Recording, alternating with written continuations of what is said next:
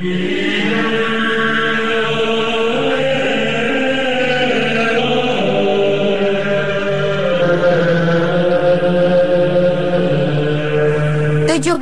1918, keluarga terakhir Tsar Romanov, Nicholas II, dieksekusi bersama istri dan anak-anaknya di sebuah ruang bawah tanah pada tengah malam. Namun jasad mereka tidak langsung ditemukan. Para pembunuh benar-benar menginginkan jasad mereka tidak pernah ditemukan oleh siapapun. Tahun 1991, setelah rezim komunis di Rusia tumbang, makam keluarga ini kemudian ditemukan dan digali.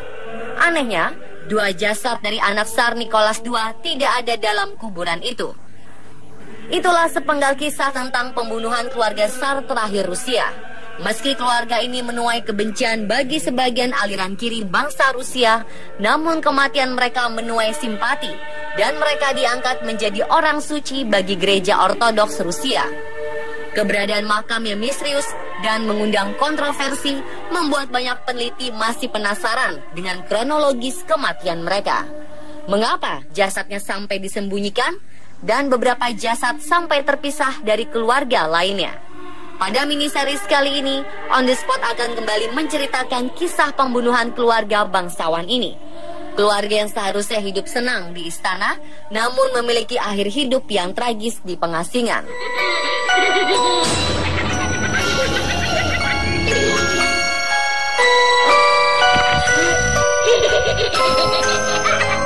Nicholas II adalah Tsar terakhir dari dinasti Romanov.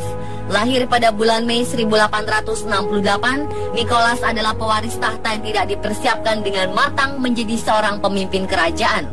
Nicholas masih sangat muda ketika ayahnya Tsar Alexander meninggal karena sakit. Nicholas menjadi kaisar dan memiliki kekuasaan tunggal atas seluruh Rusia. Sebelum meninggal, Tsar Alexander III memberi izin atas pernikahannya dengan Putri Alexandra yang berdarah Jerman.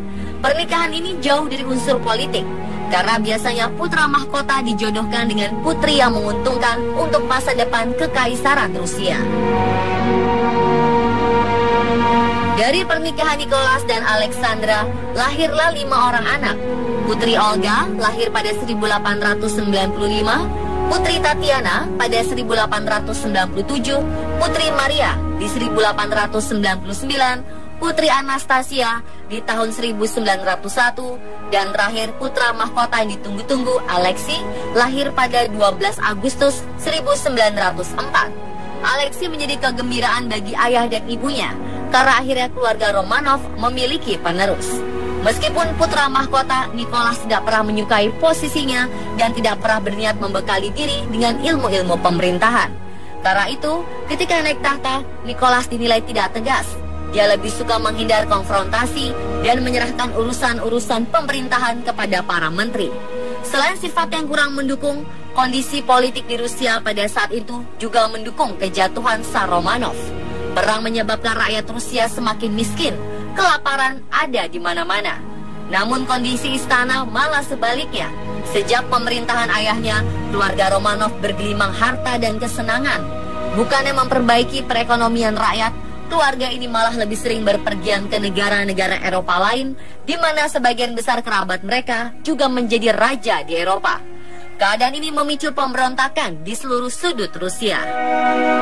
Pada bulan Maret 1917, Tsar Nicholas II dipaksa menyerahkan tahtanya dan mengakhiri pemerintahan dinasti Romanov yang sudah lebih dari 300 tahun berkuasa di Rusia. Nicholas yang memang tidak menyukai posisinya merasa lega diminta menyerahkan tahtanya. Setelah turun tahta, Nicholas membawa keluarganya dari istana Saint Petersburg ke sebuah istana di daerah Tsarskoye Selo. Disinilah keluarga Nicholas menghabiskan waktu untuk menunggu pemerintah, sementara Rusia memutuskan nasib mereka selanjutnya. Meskipun lebih kecil dan terpencil, istana ini masih cukup mewah dan nyaman bagi mereka. Sembari tinggal di pengasingan, Nicholas menyurati sepupunya Raja George V yang berkuasa di Inggris. Dia meminta agar sepupunya membawa keluarganya ke Inggris agar keselamatannya terjamin. Namun karena istrinya Alexandra memiliki darah Jerman, banyak pembesar Inggris yang tidak menyetujui ide ini. Di Inggris banyak kaum anti-Jerman. Selain itu, para pemberontak di Rusia juga tidak ingin melepaskan keluarga Romanov begitu saja. Agustus 1917, keluarga Romanov dipindahkan ke sebuah kota di Siberia bernama Taboks. Di sini mereka tinggal di rumah mantan seorang gubernur dan dilayani oleh banyak pembantu, 7 juru masak, 10 penerima tamu, dan seorang kepala rumah tangga. Di sini mereka masih merasakan hidup mewah dengan segala kenyamanannya. Bulan November 1917 terjadi revolusi Bolshevik. Vladimir Ilyich Lenin dan Leon Trotsky mengambil alih kekuasaan pemerintah sementara. Militer Rusia mulai diorganisir untuk melawan kelompok ini. Terjadilah perang saudara antara tentara merah milik Bolshevik dengan kelompok anti-revolusioner yang masih mendukung kekaisaran Rusia.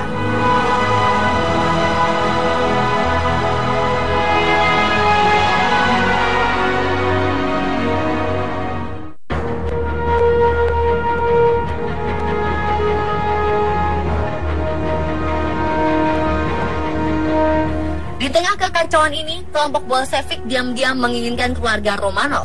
Mereka pun memerintahkan agar keluarga ini dipindahkan ke kota Yekaterinburg.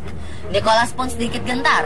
Dia sempat mengungkapkan bahwa kota ini merupakan kota terakhir yang ingin dia tinggali. Di sana banyak kelompok yang membenci keluarga Romanov. Akhirnya di bulan April 1918, kelompok Bolshevik memenangkan perdebatan di Moskow dan membawa keluarga Romanov menuju Yekaterinburg. Mereka ditahan dalam sebuah gedung bernama Ipateva House. Di sini penderitaan keluarga Romanov dimulai. Mulut mereka dibekap, kecuali saat makan. Mereka juga sering mendapatkan perlakuan kasar dari para penjaga. Di setiap sisi rumah terdapat penjaga. Raja George dari Inggris pernah memikirkan sebuah cara untuk membebaskan keluarga sepupunya ini. Namun diurungkan karena itu sama artinya dengan berusaha membunuh mereka. Tidak ada pelayan yang melayani mereka. Hanya ada seorang dokter yang ditugaskan merawat Alexei, putra Nicholas yang dikabarkan memiliki penyakit hemofilia. Inilah tempat tinggal terakhir keluarga Romanov, lokasi yang akhirnya juga menjadi tempat pembantaian mereka.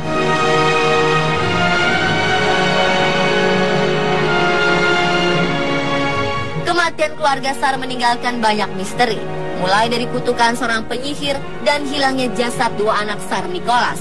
Saksikan kelanjutan kisah keluarga Romanov esok hari di jam yang sama hanya di On The Spot Trans 7.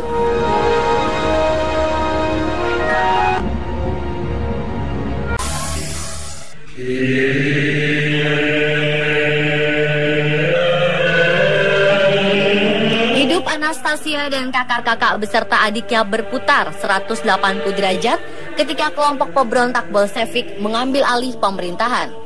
Mereka hidup dalam pengasingan dan tewas dengan tragis di rumah pengasingan. Kabarnya nasib mereka telah diramalkan oleh seorang penyihir bernama Rasputin.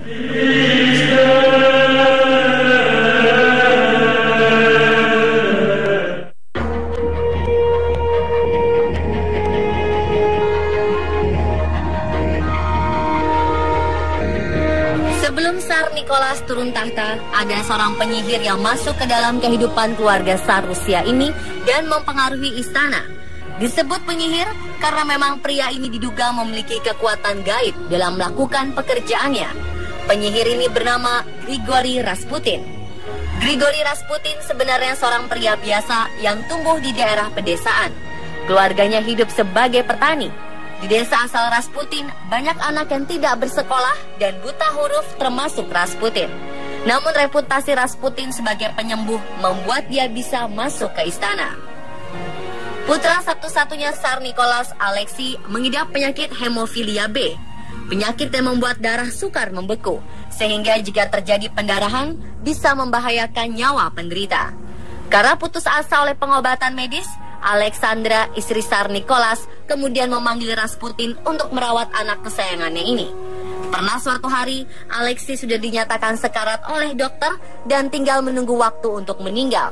Alexandra mengabarkan Rasputin dan Rasputin hanya menyuruh Alexandra berdoa dan jangan terlalu percaya dengan pernyataan dokter. Ajaib, perkataan Rasputin benar. Alexei berangsur-angsur pulih dan melewati masa krisisnya. Sejak saat itu, Rasputin menjadi orang kepercayaan Tsar Nicholas.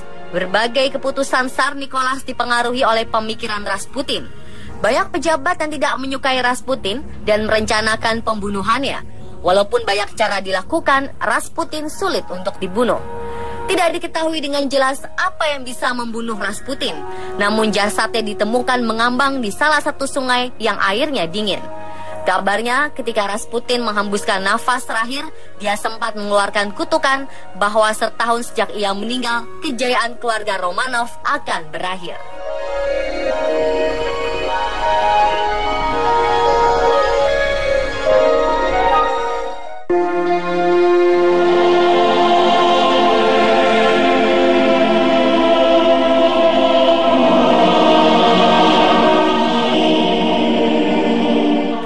Membenarkan perkataan Rasputin, sekitar setahun dari kematian Rasputin, Tsar Nicholas turun atas tahtanya.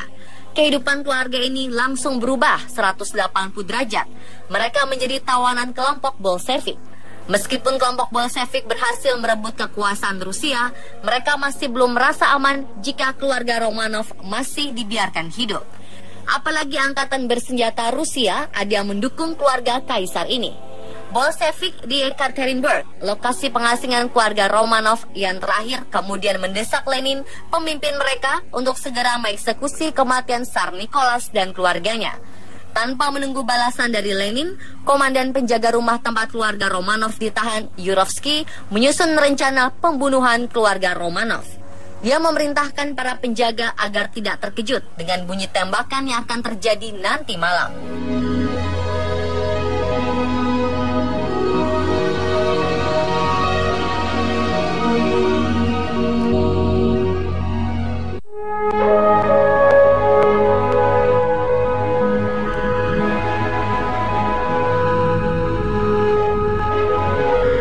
Malam itu, 17 Juli 1918, Dr. Borkin, dokter keluarga Romanov, membangunkan Tsar Nicholas dan keluarganya.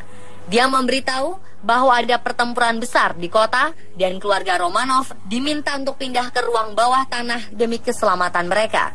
Sekitar jam 1 pagi, seluruh anggota keluarga, sang dokter, dan beberapa pelayan berpakaian seadanya turun ke ruang bawah tanah. Tak lama kemudian, Yurovsky memasuki ruangan yang sempit itu bersama regu penembak yang jumlahnya 11 orang. Setelah berdiri berjajar menghadap para tawanan, pasukan ini menembakkan peluru secara membabi buta ke arah Tsar Nicholas dan keluarganya. Tsar Nicholas langsung meninggal ketika ditembak. Beberapa anak yang masih merintih kesakitan dan akhirnya ditembak lagi atau ditusuk untuk memastikan mereka tewas. Tubuh-tubuh yang sudah berlumuran darah ini kemudian diseret keluar dan diangkut dengan truk ke sebuah pertambangan lokal yang sudah terbengkalai. Sebelum dimakamkan, jasad keluarga Romanov disiram bensin, kemudian dibakar agar tidak ada yang menemukan jasadnya.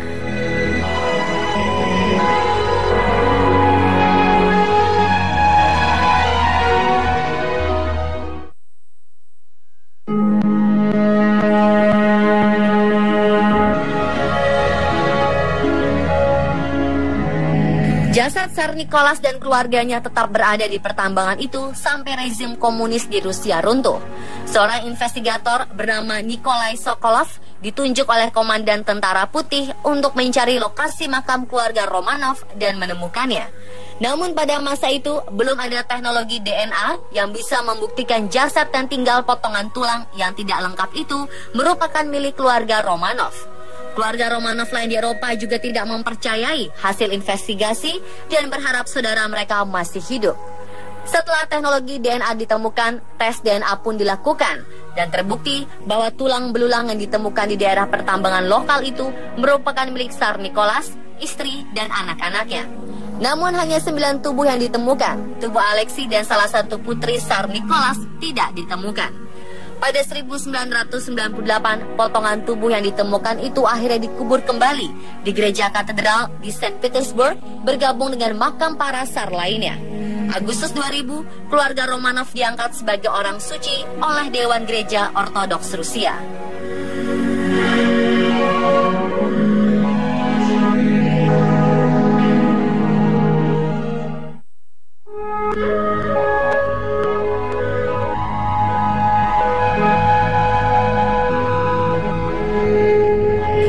Kedua anak Tsar Nicholas ini menimbulkan banyak perkiraan. Banyak pihak yang berharap kedua anak ini berhasil melarikan diri dan selamat dari pembantaian. Dari harapan ini muncul kisah-kisah urban legend yang sering menjadi pengantar tidur anak-anak di Rusia. Salah satu kisah yang terkenal dan diangkat dalam film animasi adalah kisah Putri Anastasia yang selamat dan berbaur dengan rakyat biasa. Isu tentang jasad keluarga Romanov yang hilang ini juga memunculkan ratusan penipu ulung yang mengaku sebagai putra dan putri Tsar Nicholas yang hilang tersebut. Pada akhir 1940-an, jauh sebelum jasad keluarga Romanov ditemukan, ada seorang perempuan asal Belanda yang mengklaim dirinya merupakan anak perempuan tertua Tsar Nicholas bernama Olga yang berhasil selamat dari pembantaian.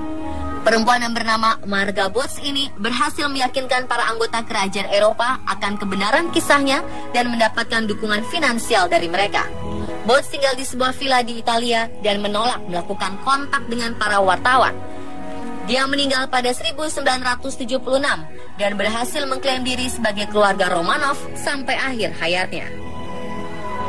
Tahun 1958, Duta Besar Amerika Serikat di Jenewa mendapat surat dari seseorang menyebut dirinya sebagai penembak jitu dan menawarkan jasa sebagai agen ganda untuk memata-matai kubus sosialis. Beberapa tahun kemudian, dia mendatangi kedutaan besar di Berlin Barat dan meminta suaka politik dan mengklaim dirinya sebagai Pangeran Alexei Romanov dan menjadi mata-mata. Lama-lama kebohongannya pun terbuka. Pangeran Alexei diketahui mengidap penyakit hemofilia dan dia diminta menjelaskan bagaimana penyakit itu tidak muncul lagi dan bisa bertahan hidup hingga kini, namun dia tidak bisa menjelaskannya. Kasus pengakuan diri yang paling terkenal adalah kasus Anna Anderson. Dia mengaku sebagai Anastasia Romanov, anak perempuan dari Tsar Nicholas. Perempuan ini menjatuhkan dirinya dari jembatan di Berlin pada 1920, namun berhasil ditolong dan dimasukkan ke rumah sakit jiwa. Saat diperiksa dokter, banyak bekas luka di tubuhnya. Anna tidak bisa berbicara bahasa Rusia, tetapi mengerti bahasa ini. Beberapa hari dirawat di rumah sakit jiwa, Anna ditunjukkan foto-foto anggota kerajaan Rusia yang terakhir dan langsung mengenali mereka. Anna pun banyak dikunjungi banyak orang dan menanyakan kisah Anastasia kecil, tetapi banyak mencurigai wanita ini mengarang cerita. Meskipun mencurigakan, banyak yang menaruh simpati kepadanya dan mendukung bahwa dia adalah putri Anastasia yang hilang. Dia hanya trauma dengan tragedi yang dialaminya, sehingga lupa dengan bahasa Rusia. Anna Anderson memiliki lengkungan jari jempol yang sama dengan milik Anastasia. Pada 1938 digelar persidangan antara Anna Anderson dengan keluarga Romanov. Persidangan berlangsung hingga 1977 tanpa kemenangan di pihak manapun. Anna tidak mendapatkan hak atas tahta dinasti Romanov. Keluarga Romanov juga tidak bisa membuktikan bahwa Anna Anderson bukanlah Anastasia. Barulah pada tahun 1980-an, setelah wanita ini meninggal, teknologi DNA mulai berkembang. DNA Anna diambil dan dicocokkan dengan keluarga Romanov. Ternyata tidak ada kecocokan DNA. Pada akhirnya ditemukan bahwa Anna merupakan keluarga petani Polandia.